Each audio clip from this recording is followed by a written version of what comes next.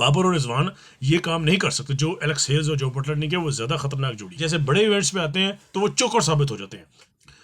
30 साल बाद तारीख का पहिया एक बार फिर घूम चुका है। मार्च 1992 में पाकिस्तान और England world cup one day cricket के फाइनल में थे। मैं हूं हसनैन जमील अपने ताज़ा तरीन वीलॉग के साथ।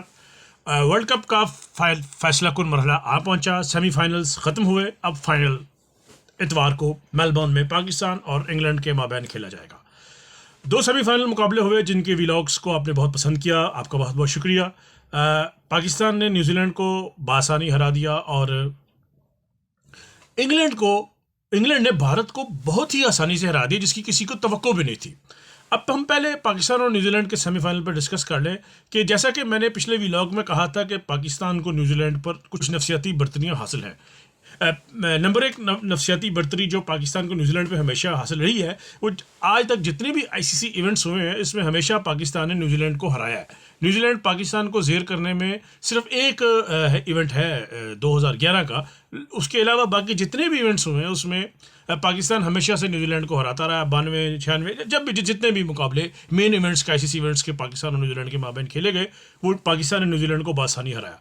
और दूसरा जो मैंने नफसियाती बर्तरी पाकिस्तान की बताई थी वो ये थी कि न्यूजीलैंड को पाकिस्तान हाल ही में एक सेफ फ्रीकी टूर्नामेंट जो न्यूजीलैंड में हुआ, पाकिस्तान, न्यूजीलैंड और बांग्लादेश के दरमियान, वो पाकिस्तान जीत के आया। अब जो पाकिस्तान न्यूजीलैंड का मैच हुआ उस पर देखें कि न्यूजीलैंड की टीम जो है वो 2 टीमें इस वक्त दुनिया के क्रिकेट में ऐसी हैं, बड़ी टीमें, जिनको चोकर्स कहा जाता है, जो हमेशा मेन इवेंट्स में आकर फुसफुसी साबित होती हैं। और राउंड मैचेस में उनकी बॉडी लैंग्वेज प्लेयर्स की और होती है, उनके बैट्समैन की जो शॉट सिलेक्शन जो होती है वो शानदार होती है। बॉलर्स गेंद बड़ी अच्छी जगह पे पिच करते हैं, स्विंग करते हैं, स्पिन करते हैं। फील्डर्स की फील्डिंग बहुत अच्छी होती है। विकेट कीपिंग बहुत अच्छी करता है। लेकिन जैसे ही वो मेन इवेंट्स के आईसीसी मेन इवेंट्स के सेमीफाइनल या फाइनल जैसे बड़े इवेंट्स पे आते हैं तो वो चौकर साबित हो जाते हैं। उनमें एक जनूबी अफ्रीका है और दूसरी न्यूजीलैंड है। न्यूजीलैंड की बॉडी लैंग्वेज आप उनके लीग मैचेस में देखें और सेमीफाइनल में देखें। सेमीफाइनल में न्यूजीलैंड ने के बैट्समैनों के बल्ले पे बॉल नहीं आ रहा था, वो प्रेशर में थे। केन विलियमसन जैसा ग्रेट प्लेयर वो भी प्रेशर में था, वो भी अपनी रवायती गेम नहीं खेल पा रहा था।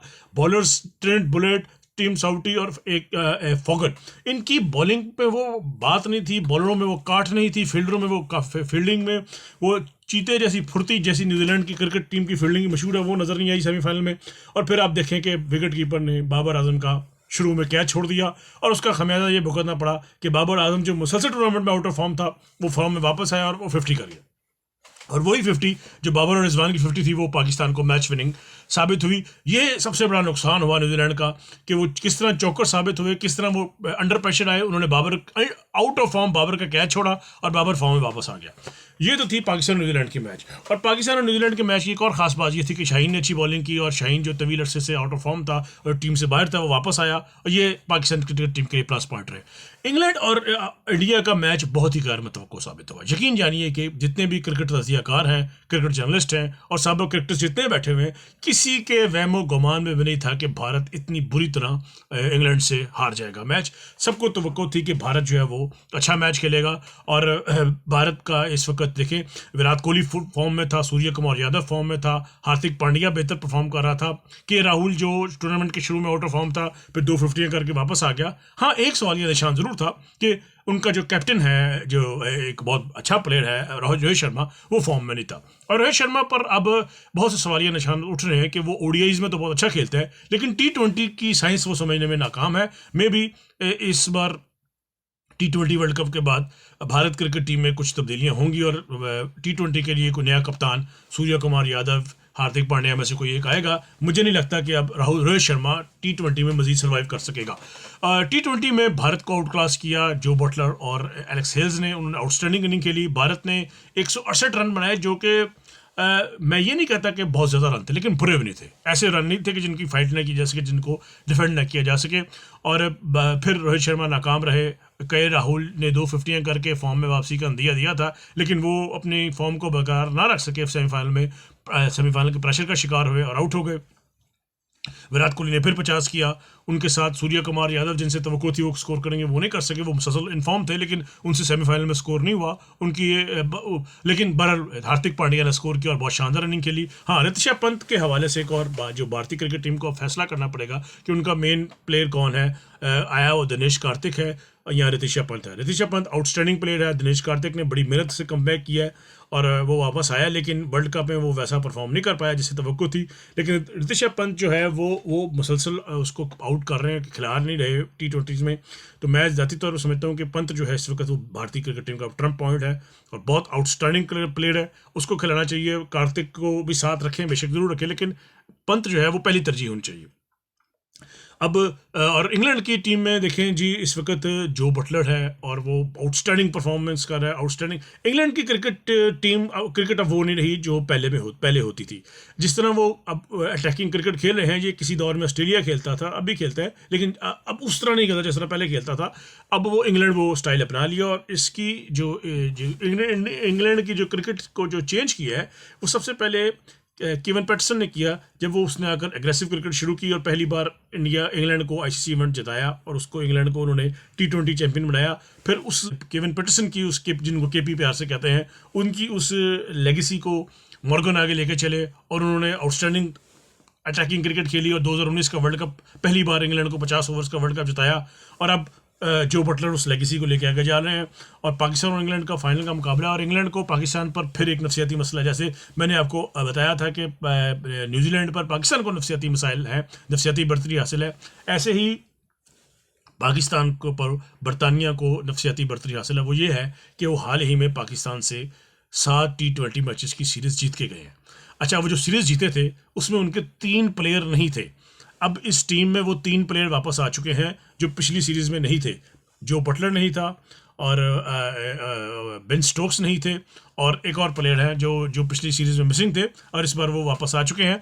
और अब ये देखना ये है कि जो बटलर के आने से और इसके बेन स्टोक्स के आने से जो और इनके क्या फ़र्क पड़ता है। इनसे फ़र्क पड़ेगा, बहुत फ़र्क पड़ेगा, बैटिंग में बहुत फ़र्क पड़ेगा। इंग्लैंड की क्रिकेट टीम को अब उस तरह जो हालांकि इन दोनों प्लेयर्स के बगैर वो पाकिस्तान सीरीज़ जीत के गए, जो बटलर के बगैर और बेन स्टोक्स के बगैर। तो इनके आने के बाद इंग्लैंड की टीम और मजबूत हो गई है। बेन स्टोक्स जो है वो बॉलिंग भी कर रहा है और बैटिंग भी कर रहा है और उसकी जो वो इंग्लैंड की रेड बॉल क्रिकेट टीम का कैप्टन भी है, लेकिन वाइट बॉल में जो बटलर कैप्टन है और वो तसलसल से खेल रहे हैं। तो पाकिस्तान और इंग्लैंड का जो फाइनल है वो बड़ा दिलचस्प होने जा रहा है और मैं ज़ाती तौर पर समझता हूँ कि इंग्लैंड को पाकिस्तान में नफसियाती बर्तरी हासिल है।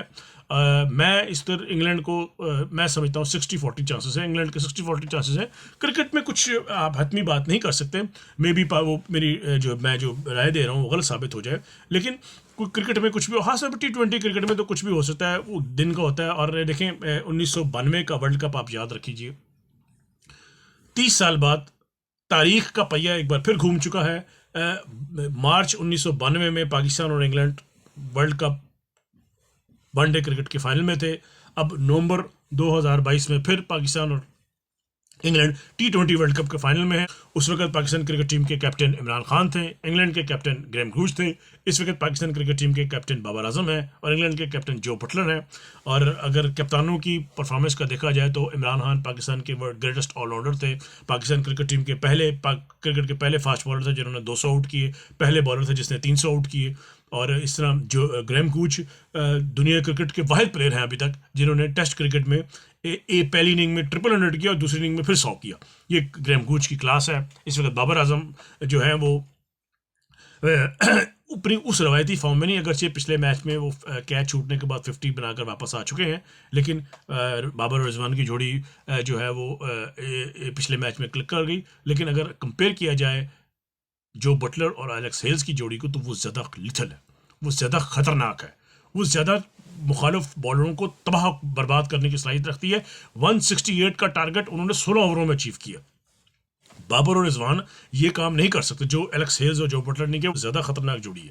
तो पाकिस्तान के और इंग्लैंड के बॉलर्स जो हैं उनमें बेन स्टोक्स बॉलिंग कर रहे हैं, उसमें क्रिस वॉक्स बॉलिंग कर रहे हैं, उसमें मार्क वुड बॉलिंग कर रहे हैं, उसमें वो वो जो इनके फास्ट बॉलर हैं मैंने से उनका नाम नहीं आ रहा, वो बॉलिंग कर रहे हैं। फिर स्पिनर्स में मोइन अली बॉलिंग कर रहे हैं और वो कर रहे हैं आदिल रशीद बॉलिंग कर रहे हैं, लिविंगस्टोन बॉलिंग कर रहे हैं। हाँ, लिविंगस्टोन एक ऐसा बैट्समैन है जिसका मैं तस्करा करना भूल गया।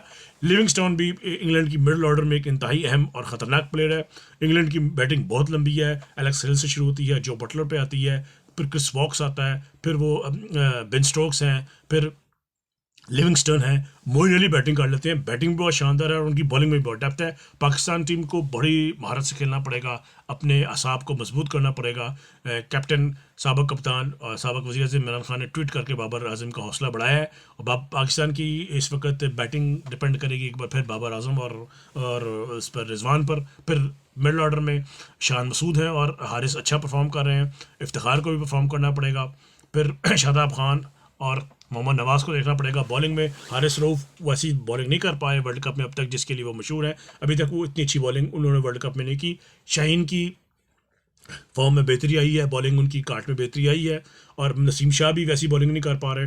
शादाब खान और नवाज़ ठीक जा रहे हैं, तो मजमूई तौर पर फाइनल एक दिलचस्प मुकाबला देखने को जा रहा है। Good luck to Pakistan.